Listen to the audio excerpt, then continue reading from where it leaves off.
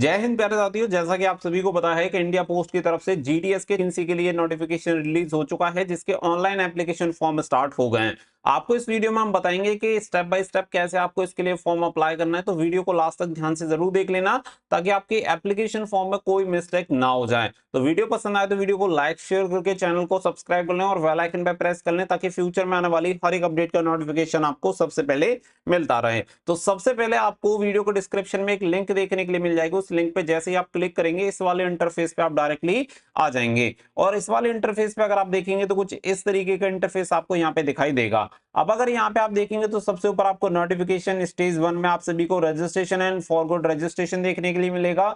Stage 2 में आपको apply और एप्लीकेशन स्टेटस, फिर आपका फीस स्टेटस, अगर कैंडिडेट को कोई शिकायत है तो वो अपनी शिकायत यहाँ पे लास्ट में दर्ज करा सकते हैं। तो सबसे पहले अगर आपको नोटिफिकेशन के बारे में डिटेल्स नहीं पता है तो आप नोटिफिकेशन डाउनलोड कर सकते हैं। अब बात आती है, सबसे पहला स्टेप है रजिस्ट्रेशन। तो यहाँ पे आपको करना है रजिस्ट्रेशन। अगर आपने पहले रजिस्ट्रेशन किया हुआ है और आप अपनी डिटेल्स भूल गए हैं तो फॉरवर्ड रजिस्ट्रेशन पे जाके अपनी डिटेल्स को रिट्राइव कर सकते हैं। अब पहला स्टेप जैसा कि मैंने आपको बताया, रजिस्ट्रेशन पे आपको क्लिक कर देना है।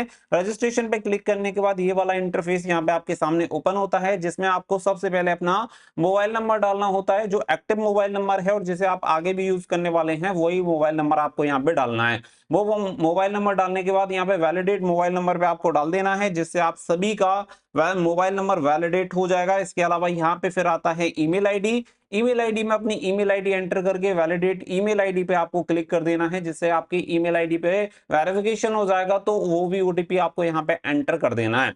अब जब आपकी ये दोनों चीजें कंप्लीट हो जाती हैं फिर आता है एप्लीकेंट नेम। तो यहाँ पे जो भी आपकी 10th की मार्कशीट में आपका नाम है बिल्कुल उसी टाइप से आपको यहाँ पे अपना नेम एंटर कर देना है। नंबर 4 पे आता है father's name and mother's name. तो यहाँ पे father's name and mother's name आप सभी को, अगर आपका फादर्स नेम डालना चाहते हैं तो फादर्स नेम डाल दो, मदर्स नेम डालना चाहते हो तो मदर्स नेम डाल दो। दोनों में से कोई एक नाम आपको यहाँ पे एंटर करना है। इसके अलावा बात आती है डेट ऑफ बर्थ की, तो यहाँ पे डेट ऑफ बर्थ डाल देंगे एज पर 10th मार्कशीट। इसके अलावा फिर आपका आता है जेंडर, तो अपना जेंडर यहाँ पे सेलेक्ट करेंगे। अगर आप ट्रांसजेंडर हैं तो उस कंडीशन में भी आपको यहाँ पे यस और नो सेलेक्ट करना होगा। फिर आता है आपका कम्युनिटी। तो यहाँ पे कम्युनिटी में जिस कैटेगरी से आप आते हैं वो कैटेगरी आपको यहाँ पे सेलेक्ट कर लेनी है। और इसके अलावा अगर आप देखेंगे circle in which secondary school pass, यानी कि जो सेकेंडरी स्कूल है आपने कहां से क्वालिफाई किया है वो आपको यहाँ पे 10th का डिटेल्स डालनी है। जैसे कि मैंने उत्तर प्रदेश से किया हुआ है तो मैं उत्तर प्रदेश यहाँ पे सेलेक्ट कर लूंगा। फिर आपसे पूछेगा year of passing secondary school. तो यहाँ पे सेकेंडरी स्कूल आपने कहां से, यानी 10th आपने कहां से पास किया है, उसके बाद यहाँ पे कब पास किया है, ईयर कौन सी है। तो जो भी आपकी ईयर है वो ईयर यहाँ पे आप डाल देंगे। तो जो भी ईयर आप सेलेक्ट करेंगे वो आपका सेलेक्ट हो जाएगा। फिर इसके अलावा यहाँ पे जो आपको ये कैप्चा दिख रहा है वो कैप्चा आपको एंटर कर देना है। एंटर करने के बाद करना है सबमिट। सबमिट करने के बाद जो प्रोसेस आता है वो आपको दिखा देते हैं। रजिस्ट्रेशन वाला पेज हो जाता है कंप्लीट। जैसे कि मैंने आपको बताया सबमिट कर दिया, उसमें आप सभी का ओटीपी जाता है ईमेल आईडी पर, मोबाइल पे वो वेरिफिकेशन जाएगा, उसे सबमिट कर देना। वो हो जाने के बाद ये वाला पेज फिर आपके सामने ओपन होगा। ऊपर वाली जो डिटेल्स है वो आपको दिखा देगा। यहाँ पे दिखेगा please continue filling your details below. तो यहाँ पे क्या है, आपको 10th नंबर पे आधार कार्ड नंबर डालना है अगर आपके पास है तो। अगर नहीं है तो भी इसके बिना फॉर्म आपका अप्लाई हो जाएगा, कोई दिक्कत वाली बात नहीं है। इसके अलावा अगर आप कोई डिसेबिलिटी है आपको तो वो आपको यहाँ पे डाल दिए ना, अगर नहीं है तो आप यहाँ पे नो कर सकते हैं। इसके अलावा टाइप ऑफ डिसेबिलिटी यहाँ पे अपने आप डिसेलेक्ट हो जाएगा, इसमें आपको जरूरत नहीं पड़ेगी। फिर इसके अलावा यहाँ पे language studies in secondary school, यानी कि कौन सी भाषा आपने पढ़ी, कौन सी भाषा में आपने कंप्लीट करी है, वो आप सभी को यहाँ पे डाल देनी है। तो यहाँ पे क्या है कि जैसे कि मेरा हिंदी है तो मैं यहाँ पे हिंदी सेलेक्ट कर लूंगा। अगर आपका जो भी भाषा है वो सेलेक्ट आप यहाँ पे कर सकते हैं।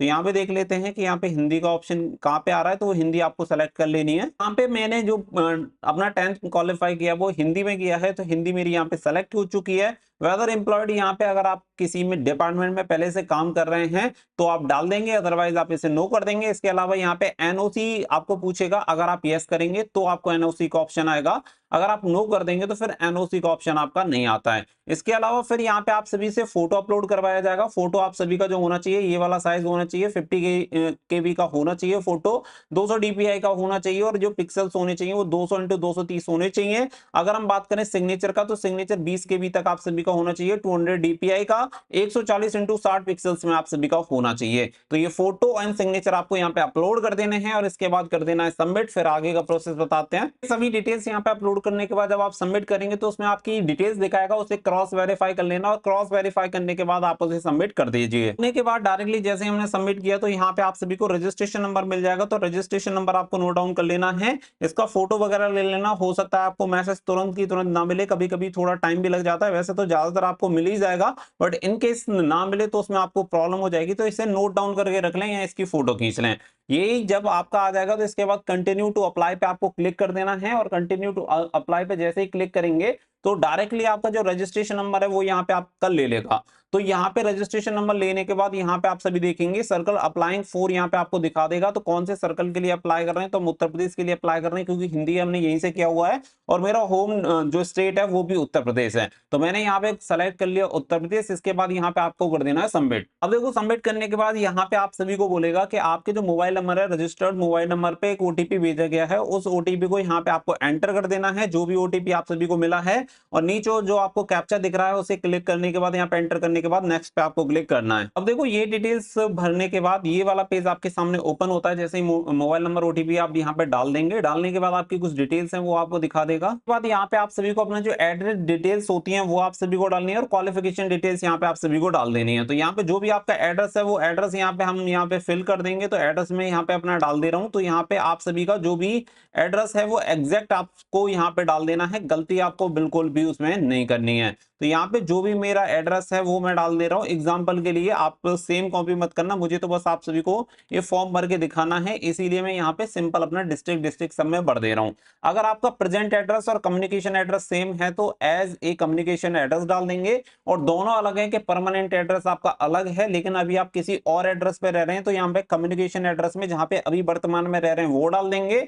और जो डोमिसाइल आपका बना हुआ है जहाँ पे आपका घर है वो परमानेंट एड्रेस यहाँ पे डाल देंगे। अब मेरा दोनों सेम है तो सेम एज कम्युनिकेशन एड्रेस पे मैंने क्लिक कर दिया तो सेम यहाँ पे ले लिया है। इसके अलावा यहाँ पे सेलेक्ट बोर्ड यहाँ पे पूछेगा, तो यहाँ पे देखो उत्तर प्रदेश से मैंने यहाँ पे किया हुआ है तो board of high school and intermediate education Uttar Pradesh Allahabad में यहाँ पे एंटर कर दूंगा क्योंकि इसी से मैंने क्वालिफाई किया हुआ है तो उसी के अकॉर्डिंग यहाँ पे मेरा सेलेक्ट हो जाएगा। यहाँ पे क्या है कि ये बोर्ड के अकॉर्डिंग आपको सीजीपीए मार्क्स दिखाता है। अब यहाँ पे क्या है कि board of high school and intermediate education में 2011 में मार्क्स का ऑप्शन था तो मार्क्स की यहाँ पे मुझे ऑप्शन इसने दे दिया। अब यहाँ पे रिजल्ट टाइप में मेरे सब्जेक्ट पूछेगा तो यहाँ पे मुझे अपने सब्जेक्ट एंटर कर देने हैं, जैसे कि पहले हिंदी हो गया, फिर दूसरा इसके बाद मेरा मैथमेटिक्स हो गया तो मैथमेटिक्स में यहाँ पे डाल दूंगा। इसके अलावा जो भी मेरा अगला सब्जेक्ट है साइंस है तो साइंस में यहाँ पे डाल दूंगा। इसके अलावा जैसे कि मेरा अगला सब्जेक्ट आता है सोशल साइंस तो मैं यहाँ पे सोशल साइंस अपना डाल दूंगा। फिर मेरा आता है आर्ट्स तो मैं यहाँ पे आर्ट्स डाल दूंगा। इस तरीके से जो भी आपके हैं, अब अपने जो सब्जेक्ट थे वो हिंदी हो गया, मैथमेटिक्स हो गया, साइंस हो गया, सोशल साइंस, इंग्लिश और ड्राइंग, ये सभी सब्जेक्ट थे जो कि मैंने यहाँ पे एंटर कर दिया। अब यहाँ पे पूछेगा 100 में से आपको कितने मार्क्स आए, तो मैं यहाँ पे डाल देता हूँ कि मेरे जो भी मार्क्स आए हैं 87, हिंदी में, मैथमेटिक्स में 92, इसके अलावा साइंस में पूछ रहा है तो साइंस में मेरे 87, इसके अलावा सोशल साइंस में पूछ रहा है तो 85, इसके अलावा इंग्लिश में पूछ रहा है, इंग्लिश में मेरे 91, इसके अलावा ड्राइंग में पूछ रहा है तो ड्राइंग में मेरे 88। तो ये मेरे टोटल मार्क्स आए थे जो कि मैंने यहाँ पे एंटर कर दिए हैं। इसके अलावा यहाँ पे आप सभी को पूछेगा पास मैथमेटिक्स इंग्लिश और बोथ, तो यहाँ पे आने के वहां पे आप सभी का एडिशनल सब्जेक्ट का आ रहा था जिसमें मैथमेटिक्स और इंग्लिश आप सभी को दिखा रहा था। तो उसमें आप सभी को एक चीज ध्यान देनी है कि वहां पे अगर आपके जो सब्जेक्ट हैं उनमें मैथमेटिक्स और इंग्लिश नहीं है तो आप सभी को एडिशनल वो पास करने पड़ेंगे, एज ए एडिशनल सब्जेक्ट आपके होने चाहिए। यानी कि अगर आपका पास इंग्लिश और मैथमेटिक्स नहीं है तो आप इसके लिए फॉर्म अप्लाई नहीं कर सकते हैं। तो अगर आपके मेन सब्जेक्ट में इंग्लिश और मैथमेटिक्स नहीं है तो आप एडिशनल सब्जेक्ट में अगर आपने वो ले रखे थे तो वहां पे एज ए एडिशनल सब्जेक्ट में आप उसे क्लिक कर सकते हैं। और अगर आपके मेन सब्जेक्ट में ही इंग्लिश और मैथमेटिक्स है तो आपको एडिशनल पे सेलेक्ट करने की जरूरत नहीं है। तो ये रहता है प्रोसेस। तो अलावा यहाँ पे note, if CGPA is not allowed by board you may leave this field as blank। अगर आपका CGPA स्कोर है तो आप CGPA जो भी आपका रहा है वो आप एंटर कर देंगे। मेरे बोर्ड में CGPA का कोई मतलब नहीं था क्योंकि मेरे जो मार्क्स थे वो परसेंटेज में थे तो इसलिए CGPA में खाली छोड़ दूंगा। फिर सेव एंड कंटिन्यू पे आपको कर देना है क्लिक। देखो इससे जस्ट पहले आप सभी को बता, तो यहाँ पे क्या है कि फिर आप जैसे यहाँ पे क्लिक करेंगे तो क्लिक करने के बाद यहाँ पे डिवीजन दिखाएगा कि कौन से डिवीजन के लिए करना है। तो यहाँ पे जो डिवीजन आपका नियर बाई है या जिसमें में आप अप्लाई करना चाहते हैं वो कर देंगे। तो मैं चाहता हूं कि मैं आगरा डिवीजन में अप्लाई कर दूं। तो यहाँ पे फिर मेरे पास आगरा डिवीजन में जो भी वैकेंसीज निकली हुई है कि आगरा डिवीजन में कौन कौन से पोस्ट ऑफिस में वैकेंसी निकली हुई है वो दिखा देगा। कौन सी पोस्ट निकली हुई है जैसे एबीपीएम है, यहाँ पे बीपीएम है, वो सभी यहाँ पे आप सभी को दे देगा। अब यहाँ पे आपको प्रेफरेंस देनी है कि कौन से को आप प्रेफरेंस देना चाहते हैं। तो यहाँ पे आप सभी इसे प्रेफरेंस दे सकते हैं। जैसे 2 मैं इसे कहूंगा ये मुझे 3 पे मिल जाए, ये 4 पे मिल जाए, ये 5 पे मिल जाए, ये 6 पे, ये 7 पे, आप अपने अकॉर्डिंग इसे चेंज कर सकते हैं। लेकिन मैं चाहता हूं मुझे इसी तरीके से मैं अपने पोस्ट प्रेफरेंस देना चाह रहा हूं। ठीक है, आपको जो पहले लेना है आप उस पर क्लिक कर सकते हैं। लेकिन आप मैं जैसे दे रहा हूं, अगर आपको ऐसे देना है तो आप ऐसे दे सकते हैं। मतलब आपकी चॉइस के ऊपर ये डिपेंड करता है। मैं तो सिंपल बस आपको एक एग्जांपल देने के लिए सारी चीजें बता दे रहा हूं। लेकिन आपको देना जो प्रेफरेंस है वो सभी में आपको प्रेफरेंस दे देना है। ऐसा नहीं करना है कि किसी को आप खाली छोड़ें। तो मैंने यहाँ पे सभी में अपना प्रेफरेंस दे दिया है, सभी को भर दिया है। और यहाँ पे करने के बाद I hereby declare that पे आप कर दूंगा क्लिक। और इस पे क्लिक करने के बाद यहाँ पे सेव एंड प्रोसीड पे कर दूंगा क्लिक। ऐसे ही क्लिक करूंगा, यहाँ पे दिखा देगा data submitted successfully, please pay the fees to complete application process. तो यहाँ पे प्रोसेस को कंप्लीट करने के लिए अब मुझे फीस पे करने की जरूरत पड़ेगी। जैसा कि आप सभी जानते हैं मैंने जनरल कैटेगरी से फॉर्म अप्लाई किया है। तो यहाँ पे 100 रुपीज एप्लीकेशन फीस है जो कि मुझे अभी पे करनी पड़ेगी। तो मैं उस पर चलता हूँ। अब यहाँ पे कुछ इस तरीके का प्रोसेस दिखा देगा। एप्लीकेशन नंबर दे देगा, मोबाइल नंबर दे देगा, आपका नाम दिखा देगा, कैटेगरी दिखा देगा। तो यहाँ पे मेक पेमेंट पे कर देना है आपको क्लिक। मेक पेमेंट पे क्लिक करने के बाद अगर आप चाहें तो net banking, credit card, debit card, QR code, UPI, wallet कुछ भी यूज कर सकते हैं। तो मैं यूज करूंगा क्यूआर कोड। तो भीम यूपीआई पे क्लिक करने के बाद मेक पेमेंट ऑफ 100 रुपीज, यहाँ पे मेरा क्यूआर कोड दिखा देगा। और मैं सिंपल इससे क्यूआर कोड को कर दूंगा स्कैन। तो मेरी फीस हो जाएगी कंप्लीट। तो मेरी फीस जैसे ही मैंने किया, एप्लीकेशन सबमिटेड सक्सेसफुली यहाँ पे दिखा रहा है। तो मेरा एप्लीकेशन फॉर्म हो चुका है सबमिट। तो यहाँ पे आपको कर देना है सिंपल क्लोज। क्लोज करने के बाद आप अपने एप्लीकेशन फॉर्म का ले सकते हैं प्रिंट। तो इस तरीके से आप अपना एप्लीकेशन फॉर्म कंप्लीट कर सकते हैं और जीटीएस की वैकेंसी के लिए फॉर्म अप्लाई कर सकते हैं। कोई भी डाउट एंड क्वेरी है तो आप कमेंट सेक्शन में लिख सकते हैं या इंस्टाग्राम पे फॉलो कर सकते हैं। मिलेंगे नेक्स्ट वीडियो में। So thank you for watching. जय हिंद, जय भारत।